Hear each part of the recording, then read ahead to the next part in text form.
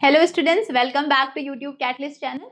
सो हम लोग cell biology discuss कर रहे हैं, साइटोप्लाज्मिक ऑर्गेनिल्स के बारे में डिस्कस कर रहे थे। In previous session we had discussed about one of the most important cell organelle that is plastids, और plastids the characteristic feature of the plant cell.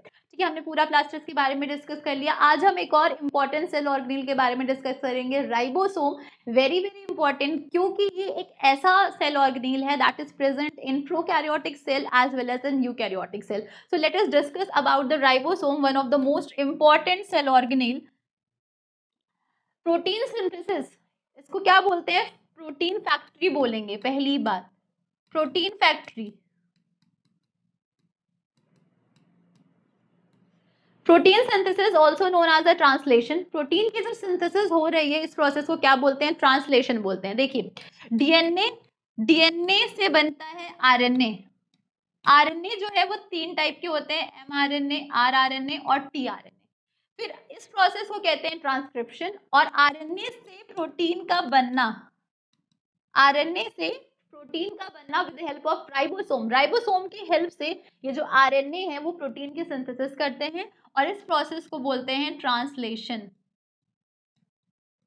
So protein synthesis की formation को क्या बोल रहे हैं? Translation is the process by which a sophisticated molecular machine called as a ribosome makes proteins from amino acid inside living cells. क्या कह रहे हैं कि जो डीएनए है, DNA is a genetic material. DNA एक एक करके देखते हैं। डीएनए क्या है? जेनेटिक मटेरियल है, न्यूक्लियस में प्रेजेंट है। क्रोमोसोम बताया था, made up of DNA and histone protein.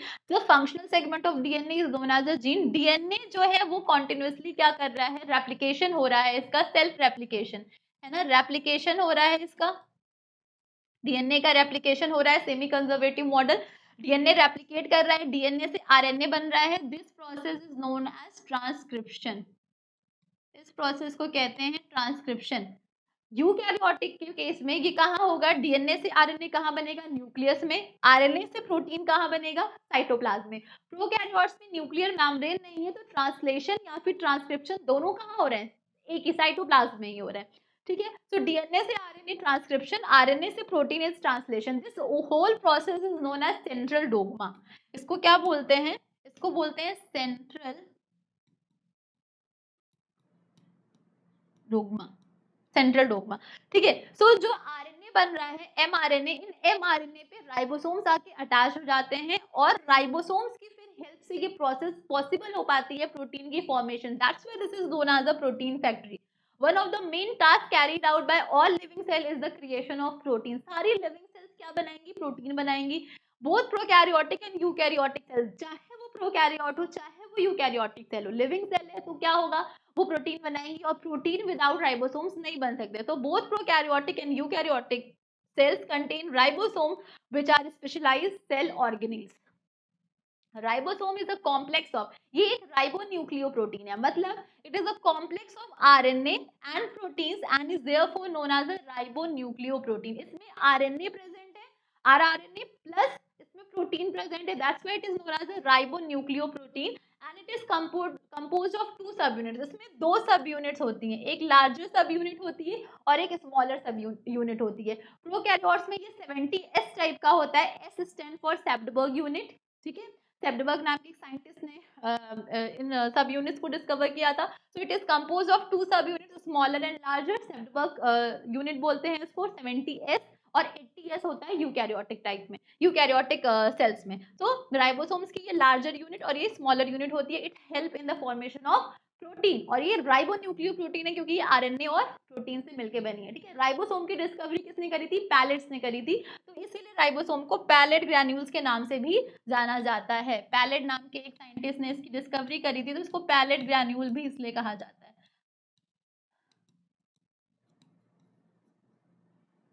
Present in both prokaryotic and eukaryotic, very important, 70S and 80S type. The following are components of the ribosomes. अच्छा, both plants and animals ribosomes are situated inside the cytoplasm. Plants और animals दोनों में कहाँ present होते हैं? Ribosome cytoplasm में होते हैं। ठीक है, साइटोप्लाज्म में जो राइबोसोम्स होते हैं वो फ्रीली हो सकते हैं, मतलब वो फ्रीली मूव कर रहे हैं, फ्रीली प्रेजेंट हो, किसी के साथ एसोसिएटेड नहीं हो। दूसरी चीज, ये जो राइबोसोम है वो मे भी किसी सेल ऑर्गेनेल्स के साथ एसोसिएटेड भी हो सकते हैं, जैसे कि रफ एंडोप्लाज्मिक रेटिकुलम। आगे भी पढ़ेंगे एंडोप्लाज्मिक रेटिकुलम में।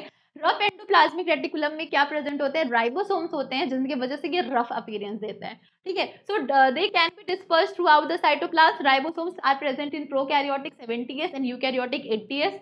RNA makes up around 62% of ribosomes and proteins makes up remaining portion जो है वो क्या है, प्रोटीन है। The structure of free and bound, बता रही हूँ ना, फ्री राइबोसोम्स भी हो सकते हैं और बाउंड राइबोसोम्स भी होते हैं। It's similar and is associated with the protein synthesis. दोनों का काम क्या है, प्रोटीन सिंथेसिस कराना। बाउंड राइबोसोम्स हमने कहाँ पढ़े, बाउंड राइबोसोम्स हमें भी RER रफ एंडोप्लाज्मिक रेटिकुलम में होंगे। फ्री राइबोसोम्स तो हमें पता ही है साइटोप्लाज्म में प्रेजेंट होंगे। भाई साइटोप्लाज्म में प्रेजेंट, दोनों ही साइटोप्लाज्म में प्रेजेंट है, बस ये बाउंड है टू ER एंडोप्लाज्मिक रेटिकुलम के साथ, और ये फ्री है। इनका मेन काम क्या है, प्रोटीन की सिंथेसिस करना। That's why they are known as a protein factory. They are ribonucleoprotein, pellets, granules. तो प्रोकैरियोटिक राइबोसोम्स और यूकैरियोटिक राइबोसोम्स के बीच में क्या डिफरेंस है, देखिए ये 70S टाइप का है, ये 80S टाइप का है। 50S इज अ स्मॉलर सब unit, 50S is a larger सब unit, 30S is a smaller सब यूनिट। 5S RNA प्रेजेंट है, RNA प्लस प्रोटीन प्रेजेंट होगा। 62% RNA, रिमेनिंग इज प्रोटीन। तो 5S RNA और 23S RNA 50S में, और 16S RNA 30S सब यूनिट में प्रेजेंट है। इसी तरीके से 80S में देखिए 60S लार्जर सब यूनिट, 40S स्मॉलर सब यूनिट, 5S 5.8S 28S और ये 18S RNA। ठीक, तो प्रोकैरियोट्स और यूकैरियोट्स के बीच में एक ऐसा सेल ऑर्गेनेल जो प्रेजेंट है, membrane bound cell organelles, all membrane bound cell organelles are absent in the case of prokaryotic, only ribosome is present. इसमें प्रेजेंट है 70S टाइप और इसमें कितना प्रेजेंट है, 80S टाइप। ये कितना है, 50S और 30S, और ये कितना है, 60S और 40S।